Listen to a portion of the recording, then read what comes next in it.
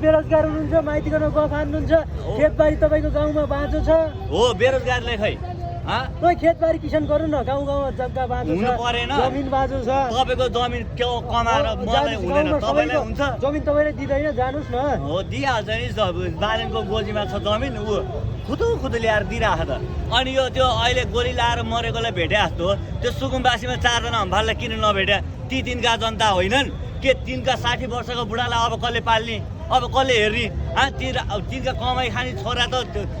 सन्तान गयो नि गएन त्यो पनि त एउटा त्यसलाई सहिद घोषणा गर्नु परेन पीडित त हो नि त त्यो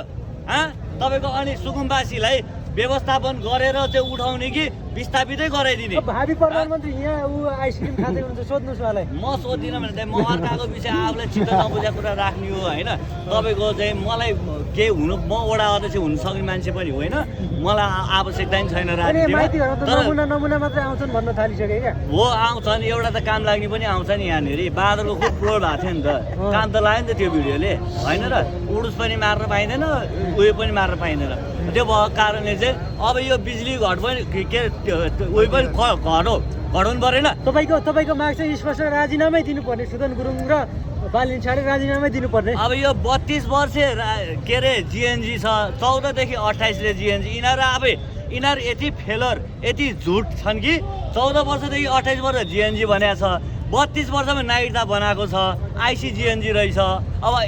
यहाँको के अरे इन्डियाको 20 यहाँको 32 हुन्छ होइन यो आइसिजिएनजी होला मलाई टाउको राजीनामा देश कि जेसुकै गर होइन गरे त हुन्थ्यो बरु त्यसै मैले केपी ओली जिन्दाबाद भनेको त थिइनँ त विगतका दिनमा अहिले पनि भन्नुहुन्छ भनिदिन्छ भने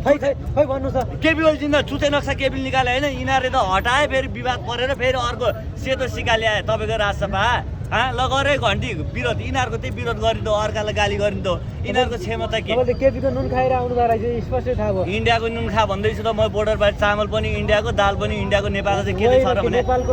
नेपालमा चाहिँ के छ र भने सुन्नु किसानलाई त बिचरा बजार छैन बजार छ तपाईँको हर कुरा चामलमा भ्याट जे कुरा पनि करै मात्र उठाउने हो भने त म पनि बनिदिन्छु यस्तो अर्थमन्त्री अर्थ नवर्थ गोविन्द गाई तपाईँ वडा सदस्यसम्म पत्याउँदैनन् त्यस्तो मान्छे प्रधानमन्त्री अर्थमन्त्री बन्छु भन्ने अनि करैबाट अझ विश्वले स्वीकारेन कसले स्वीकारेछ तपाईँको हैसियत वडा सदस्य जित्ने होइन हजुर तपाईँको हैसियत वडा सदस्य समेत पत्याउने होइन मलाई जित्नु परेन छैन मलाई यो राजनीतिक भन्छ अनि अर्थमन्त्री बन्छु भन्दै हुनुहुन्छ यस्तो कर बढाउनु त गर ल आधी कर बढाइदिए यता 3% उता यतै के अरे कर उतै कर भन्नु जसले पनि जान्दैन जनतालाई सहजीकरण चाहिँ गर्ने हो भार बोकाउने होइन सरकार भनेको गार्जेन हुनु पर्यो दुष्ट होइन कर मात्र असुल भन्छ दुष्टता भएन यो त दुष्टता भयो मान्छे सुकुम्बासीलाई राम्रो गऱ्यो भने लाटकिलमा 4 जना तिनीहरू चाहिँ किन भेट्न नगा सुकुम्बासी त सन्तुष्ट छन् तपाईँहरू हुकुमबासी हो यहाँ उचाल्ने हो त्यो मरेको बाउ पनि सन्तुष्टि छ ऊ क्या प्रश्न गर्नुहुन्छ यहाँ तपाईँहरू उचाल्ने यहाँ आएर उनीहरूलाई के को उचाल्नु कसले बोकेर मैले कसैले बोकेर ल्याएको छ हात खाली छ मेरो समाजमा भएको कुरालाई चाहिँ समाजहरू तपाईँहरू जस्तोले हो हामी जस्तोलाई जेल छिराइदिने क्या मान्छे उचालिदिनुहुन्छ हात खाली छ हेर्नु सुकुम्बासी सन्तुष्ट छन् तपाईँ किन यहाँ बग हामीलाई चित्त बुझेर